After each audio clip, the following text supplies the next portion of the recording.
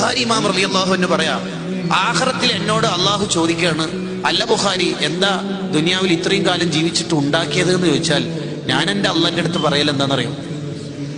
ഞാൻ ഓരോ ഹദീസ് എഴുതുമ്പോഴും വുളു എടുത്ത് കുളിച്ച് വൃത്തിയായി 2 റക്അത്ത് സുന്നത്ത് നിസ്കരിച്ചിട്ട് അള്ളാഹിനോടും നബി സല്ലല്ലാഹു അലൈഹി വസല്ലം തങ്ങളോടൊക്കെ ചോദിച്ച് ഇസ്തിഖാറത്ത് ചെയ്ത് ഈ ഹദീസ് സ്വഹീഹ് ബുഖാരിയിൽ എഴുതണോ എന്ന് ചോദിച്ച് 16 കൊല്ലം കൊണ്ടാണ് ഈ കിതാബ് എഴുതിയത്.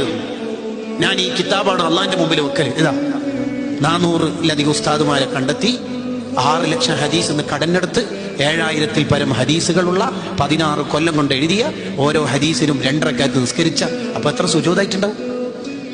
ഇതാണ് എനിക്കുണ്ടാവുക. എന്തെങ്കിലും ഉണ്ടാ?